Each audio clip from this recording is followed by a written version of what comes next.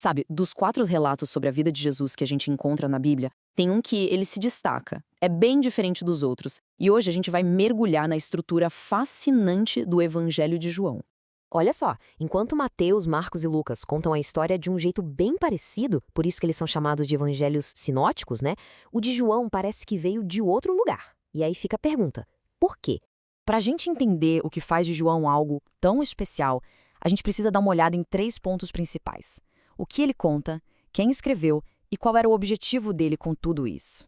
Primeiro, o conteúdo. João, que provavelmente foi escrito bem depois dos outros, deixa de lado algumas histórias bem conhecidas, tipo as parábolas e os exorcismos. Em vez disso, ele traz relatos totalmente novos, como a história impressionante da ressurreição de Lázaro, e nos leva para dentro de diálogos super longos e profundos de Jesus.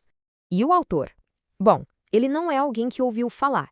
Ele se coloca na história como uma testemunha ocular, alguém do círculo mais próximo de Jesus. Ele é aquela figura meio misteriosa, conhecida como o discípulo a quem Jesus amava. Isso dá para o texto uma vibe muito mais pessoal, sabe? É como ter um passe livre para os bastidores. E aqui vem a maior diferença de todas: o propósito. Ao contrário dos outros evangelhos, João joga limpo e diz exatamente por que ele escreveu o livro. Ele não está só contando o que aconteceu. Ele está construindo um argumento todo cuidadoso para que as pessoas possam crer e, por meio dessa fé, encontrar a verdadeira vida. E ele começa com tudo. A introdução é uma das coisas mais impactantes já escritas. Usando uma ideia da filosofia grega, a do logos, que seria tipo a razão, a palavra divina por trás de tudo no universo, João faz uma afirmação de explodir a cabeça. Essa força cósmica que criou tudo se tornou um ser humano, na pessoa de Jesus. E todo esse argumento é apresentado de um jeito genial, quase como uma peça de teatro em 2 atos. O primeiro ato, que vai do capítulo 1 ao 12, é conhecido como o Livro dos Sinais. Nessa primeira parte, João usa um padrão que se repete e que move a história para frente. A lógica é mais ou menos essa. Primeiro, Jesus faz um milagre, que João chama de sinal. Logo depois, ele faz uma afirmação super ousada sobre si mesmo, o que, claro, sempre acaba gerando uma baita polêmica, e aí todo mundo é forçado a tomar uma posição. A gente vê esse ciclo várias vezes. Por exemplo, tem aquela vez que Jesus alimenta uma multidão com pouquíssimos pães e peixes. Ele usa esse sinal para fazer uma declaração: eu sou o pão da vida. E como já era de se esperar, isso causa um debate enorme sobre o que ele queria dizer com aquilo. E esse padrão vai aumentando a tensão ao longo dos primeiros 12 capítulos, construindo o caminho para o seu sinal mais poderoso de todos. Mesmo sabendo que os líderes em Jerusalém já o consideravam uma ameaça, Jesus viaja para perto da cidade. E lá, correndo um risco pessoal gigantesco, ele faz o seu sinal mais chocante. Ele chama seu amigo Lázaro, que já estava morto e enterrado, para fora do túmulo, de volta à vida. A notícia disso, claro, se espalha como fogo. E esse sinal final se torna a gota d'água, o que leva os líderes religiosos a tramarem a morte de Jesus. Que ironia, né?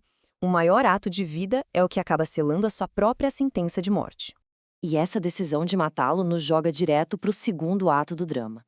Só que, para o João, isso não é uma tragédia, não. Muito pelo contrário, é o livro da glória. Aqui, a câmera dá um close. O foco fecha totalmente nas últimas horas de Jesus com seus amigos mais próximos.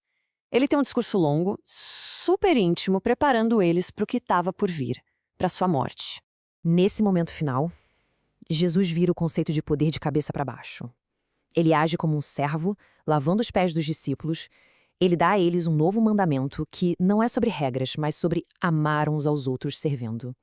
E, o mais importante, ele promete que não vai abandoná-los.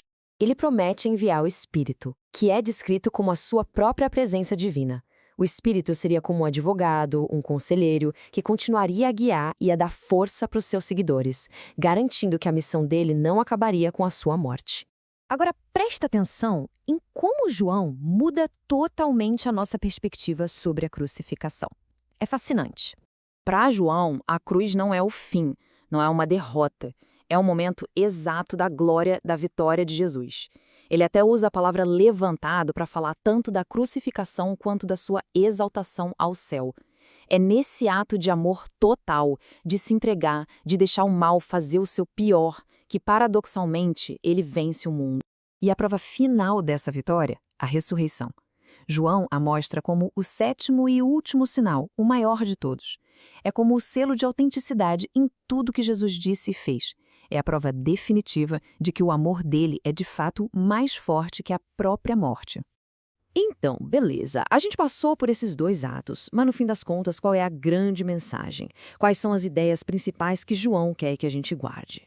Ao longo do livro todo, João usa o número 7 de propósito. 7 é um número que simboliza algo completo, perfeito. Então, a gente tem 7 sinais milagrosos que mostram quem é Jesus. E, em paralelo com esses 7 sinais, Jesus faz 7 declarações, começando com "Eu sou". Isso não é por acaso. É uma referência direta ao nome que Deus revela para Moisés lá no Antigo Testamento.